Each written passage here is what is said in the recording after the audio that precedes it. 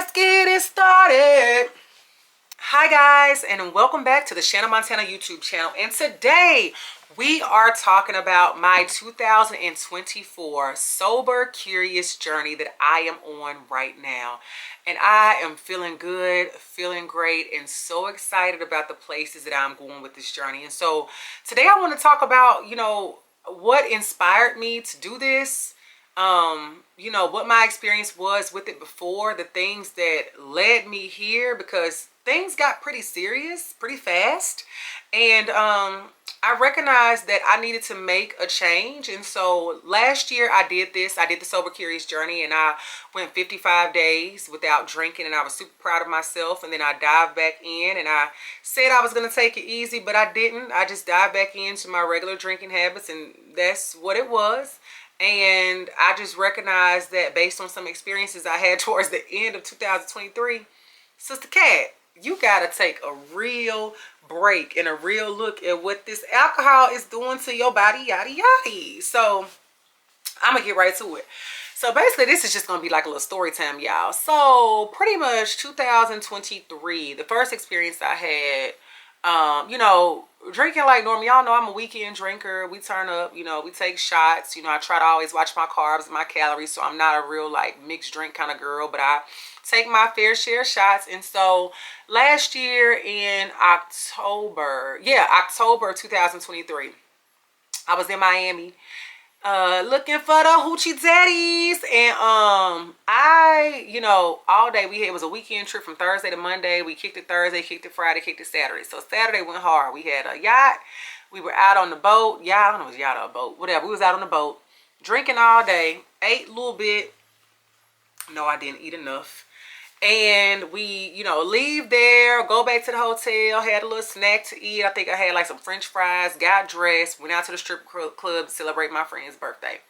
We get to the strip club, y'all, having a good time still. I'm feeling good, feeling great, lit, but I'm straight.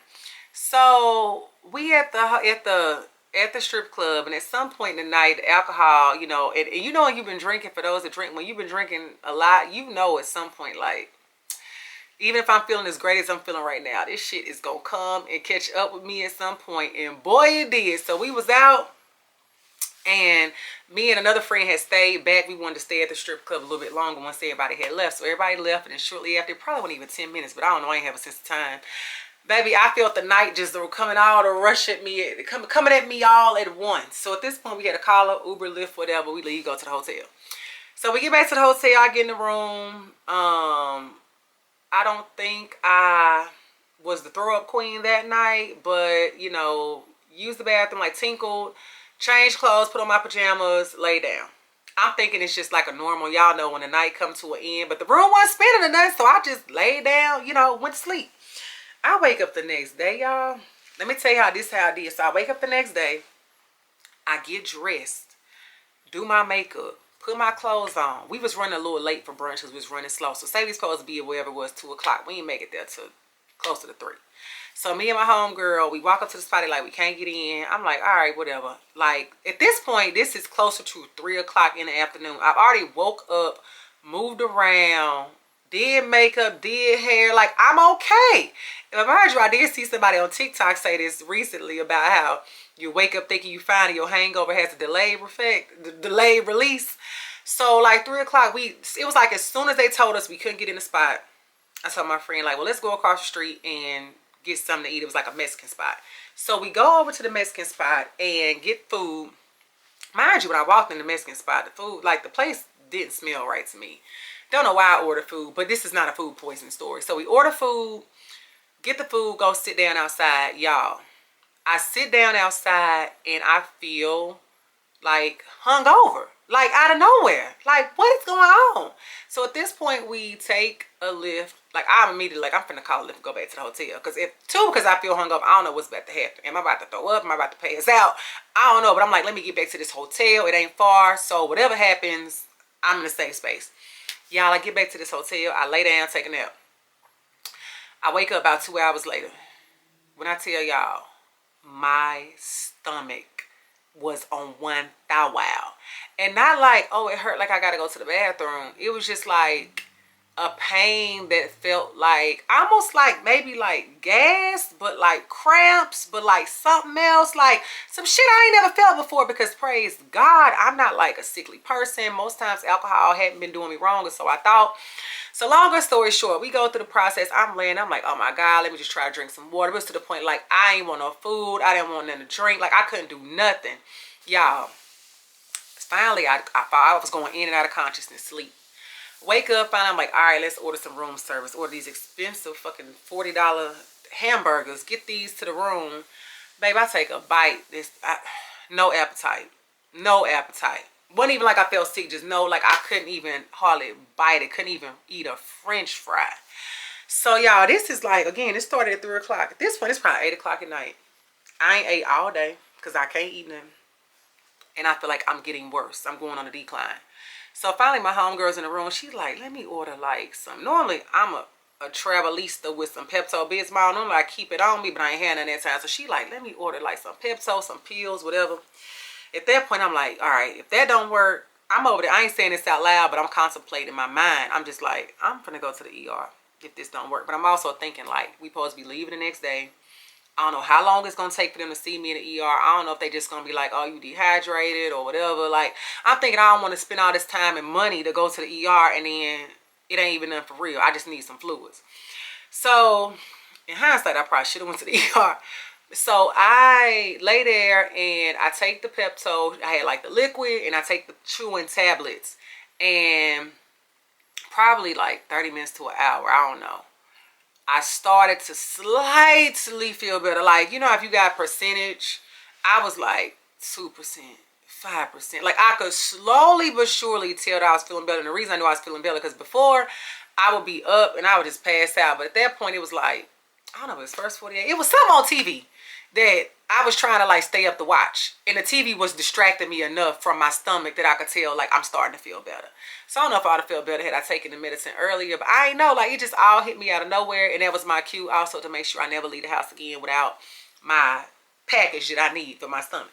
So, y'all, so this, like, 10 o'clock at night, it finally started to ramp up where I started to feel, like, better. Like, I'm like, okay.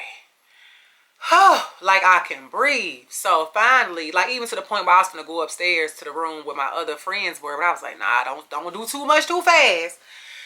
Just lay here. So y'all, next morning I wake up, flight was stupid dumb. Had to be up like 5 o'clock in the morning. By the time I wake up, I feel like 85, 90% better. Like I ain't scared to go to the airport thinking I'm gonna be sick. Like I'm good. So I'm like, all right. Whew, okay, made it out of that one. Fast forward a month later, it's TSU homecoming. Go to homecoming, having a good time. We twirling Thursday night, twirling night, Friday, twirling all day, drinking. I was like, maybe that's the problem. Eat. Went Chick-fil-A, ate something. That night, y'all, we leaving from out of this spot we had went to. And maybe one of my friends was like, the last shot we took before we left was not no, it was like some house tequila. I don't know. I took that shot, left out when it got in our Sprinter to go back to the Airbnb. All of a sudden my stomach don't feel like, I'm like, dang, I feel like I got gas. Like that felt like it was gas. So I'm just like, dang, what is that? So we get to the Mexican restaurant. I'm like, maybe I need to just go to the bathroom to kind of like get it out. So I'm like, all right, y'all are going to the bathroom. And maybe it was because I've heard that trapped gas can hurt terribly. But I had never had it. Y'all get in the bathroom. I'm slayed, and I hate public bathrooms. But I'm on the floor of a public bathroom laid out like a motherfucking starfish because my stomach is again on one thou wow. So I'm laying there, and this time though it felt different in a sense. Like the first time it was like debilitating. This time it was like I really felt like it was some gas or something in my stomach. Like, oh, let me try to get this out. Laid out. I couldn't even get up. So I finally, like my friends, I even tell them, like when I came out, I finally was able to get the strength to get up and walk out. And I snuck out the restaurant to call a Lyft because I knew if I'd have told my friends I was with, they would have like got up, understandably, would have got up from dinner and be like, well, let us take to the Airbnb. And I want them to eat. Like I didn't, you know, like I don't want to ruin anybody's evening. So I'm sneaking out the restaurant. I see them calling me. I ain't answering. I should have answered in hindsight again, but I didn't because I'm like, I'm like, y'all gonna want to leave and I want y'all to eat. So I leave, call a Lyft. I'm in the back seat, y'all. I'm in this man's car. Laid out. I had a talker. He talking. I'm trying not to be rude. I could have told him I ain't feel good, but it's homecoming. He might have thought I ain't feel good. Man, I was about to throw up or something. I wasn't. I ain't think. I didn't. But I'm like, all right, so I'm trying to talk back to him. He was very nice. Y'all, on the way to the damn Airbnb, we get stopped by a train, a long ass train. The train was so long, and you could literally see the house. The train was so long that we had to find like an alternative route to get to the house. Y'all, I get to the house, literally walk. By the time I get to the house, walk up the stairs to the Airbnb, my stomach just stopped hurting out of nowhere. Mind you, the first episode lasted hours. This one lasted maybe an hour. And then the next day, I did wake up feeling like uneasy. So I was taking like Pepto and stuff to, you know, coat it. And I eased. I did honestly ease back into drinking. Like that morning, I wasn't taking shots like I normally would. Like I eased back into it.